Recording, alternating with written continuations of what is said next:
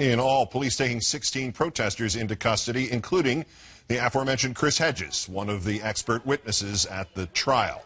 Even as anger towards these banks swells, New York Mayor Michael Bloomberg denying they had anything to do with the economic crisis, expressing his feeling towards the protesters in this fashion. I hear your complaints. Some of them are totally unfounded. It was not the banks that created the mortgage crisis. It was plain and simple Congress who forced everybody to go and to give mortgages to people who were on the cusp.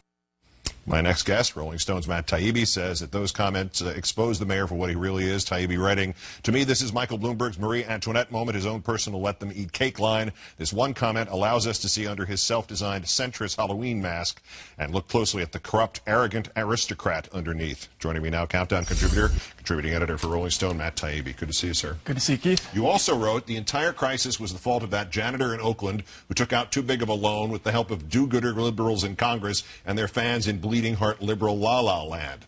So this was, I mean, this is finally worn, the victim, the true story of Occupy Wall Street so far is that we've finally worn down the Michael Bloomberg facade, and he is, in fact, the corporate out-of-touch guy that many people assumed he was when he first ran for mayor. Right, yeah. I mean, he's been sort of celebrated on both sides of the aisle as this reasonable voice. This guy is, you know, he's socially a liberal, he's fiscally a conservative, he's the best of both worlds. Mm-hmm.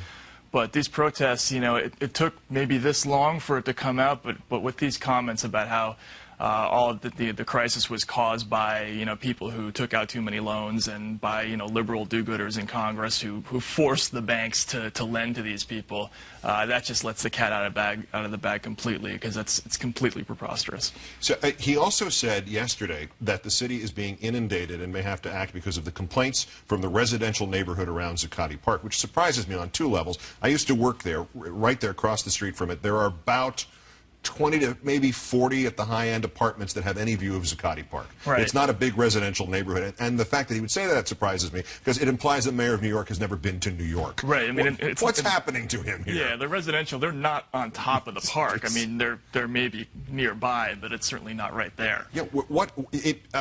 What's going on? What's happening with Bloomberg is what? Was this sort of a really tense thing for him the last few weeks to not say something like this, or did he? Yeah, I mean, I think what we're seeing is that this whole act of being a caring, compassionate, you know, socially liberal guy was a put on the whole time, and now what we're seeing is the real guy underneath is this sort of impatient aristocrat who just doesn't have any tolerance for any of these people. And the way that he could say, you know, one of the comment that particularly struck me was the way he said that, oh, I understand that protesting is cathartic and entertaining for people. You know, there are millions of people out there who are in foreclosure, who've lost their homes, who've lost their pensions, and he thinks they're doing this for entertainment. That just shows how completely out of touch this guy is with the real pain that actual people suffer. He takes the subway, though, Matt. I mean, right. Or at least he did in 2002. I don't know about now.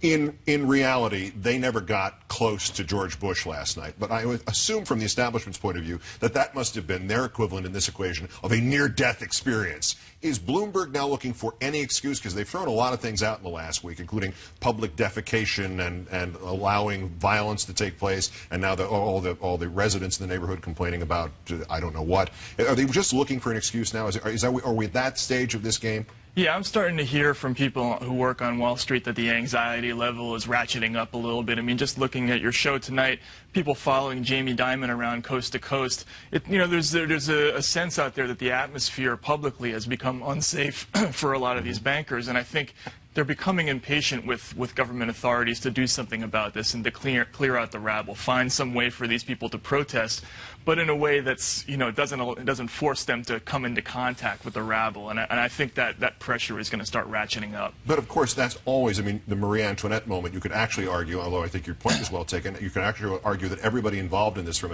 a government point of view has had 5 to 10 Marie Antoinette moments each. Sure. They've been doing this all along. If they try to crack down on this now in some specious manner, it's just going to make it grow again, isn't it? Yeah, no, absolutely. The one thing that they can do that would be absolutely fatal from their point of view would be to, you know, send in 1,000 riot cops and clear these people out and have, you know, a 1968 style scene where they're dragging kids by their hair off the streets. That would only make the movement grow 10, 15, 20 times as big as it is now. I think that what they're they're going to do, and what I'm hearing that they're probably going to do, is just wait for the weather. Use the Russian strategy from World War II. Just wait for the snow to make the people go away, and that's what they're hoping, I think. Yeah, and then what happens if it's a mild winter? We have had them here, not recently, but we're probably due for one. Matt Taibbi, Rolling Stone contributing editor, Countdown contributor. Thanks as always, Matt. Thank you. Occupy Oakland organizer Tim Simon suggested here last night that the next stage for the movement might not just be huge marches and port closings and general strikes, but focused events, high-profile individual targets. How about Occupy Mitch McConnell? The highlights from that today in Washington next.